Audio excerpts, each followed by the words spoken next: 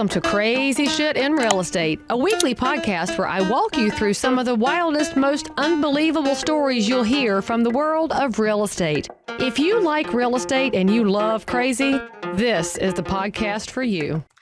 Before we get any further into this episode, I've got some information to share. Oh, it's true. Real estate is super competitive and harder than you expected.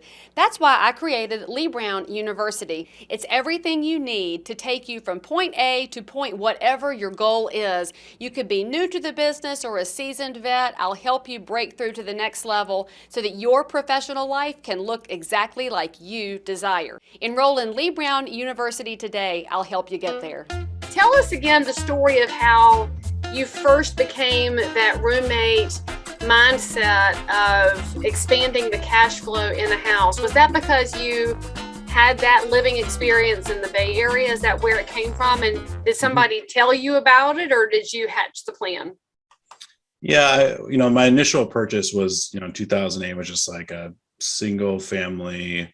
There was not a house hack, but it was my first. It was back in the day when you could do 10% down for an investment property. I bought it for $90,000. Oh, I miss those days. Yeah, I miss those days too. So I bought it and just kind of watched the performance. I don't think I probably could have put in more effort and time in researching and thinking about it. But I was like, I want to learn how to do this. So I moved pretty quickly on that first property, and so over the years I kind of watched it perform and learned. In the meantime, while I was holding that property and then I bought a couple more, I was living with roommates in the Bay Area from 2007 to 2015. You can't really let, a house in the Bay Area rents for $5,000. I lived in a room for $1,600 at one point. A room? Did you say a room for $1,600? Yeah, a room. That wasn't even a nice one. So it's just very expensive. So everyone lives with roommates in the Bay before you almost have to, you can be a Google software engineer, but then you have to marry like a director of HR at Facebook, and then you two together may be able to buy a house because, you're starting at $1 million. So you almost have to marry for money just to buy a house in the Bay Area. So at 2015, I kind of realized like, that's not how I wanted to really live my life. I didn't want to never be able to buy a house or I have to, be very focused on that. So when I moved to I'd been living with roommates for 8 years after college. And then when I moved to Austin, I just thought that would be the natural progression. I just wanted to have roommates so I could have friends. And then I realized I was making, 40% more rent than if I rented it by myself. And so that was kind of the progression. Definitely learned about it through, Bigger Pockets talks about the house hack. I always go on Bigger Pockets. People ask what their first investment should be, and I just say house hack, and then I just go to the next thread. Because I think no matter where you live in the United States, the 3.5% down loan with low interest rate in which people are helping pay for your mortgage is by far, bar none, the absolute number one investment in probably the United States at any asset class. If you can even do it a little bit better, what I did when I bought the duplex in Austin is I used a down payment assistance program. So I actually paid $0 out of pocket when I bought that $288,000 duplex. So there was actually no money out of pocket. It appraised higher than what I bought it for. It was just everyone has occasional magical deals. I've definitely had my fair share of bad ones too. But that is, I think, the number one thing I'd encourage anyone to do. Be a little bit more uncomfortable, especially early in your investment life. Buy and house hack everything you can.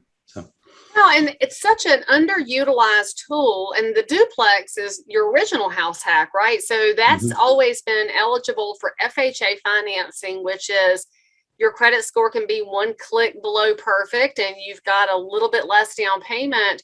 And then when you've got a tenant on the other side of a wall, so it's not like you even have to cross paths in the kitchen, they're almost going to offset the whole mortgage payment in many marketplaces. And it's been that way for decades. But I find that a lot of realtor professionals, they get so in that groove of you're a buyer, here's a house, you're a buyer, here's a house. They forget that there's this whole buffet out there that's almost Golden Corral big of the different ways you can make real estate work for you.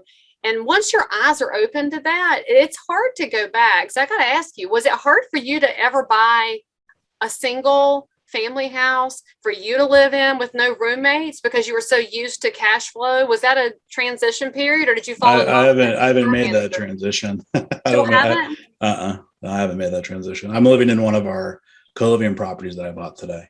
Oh, it's because you're scared of marrying an HR manager. Just don't marry an HR manager. They So I know. have a very lovely girlfriend. She's a preschool teacher. She lives with me. Oh, you're enjoying this little clip? Well, the rest of the story is available on any of your podcast apps. Just go search for and subscribe to Crazy Shit in Real Estate with Leigh Brown.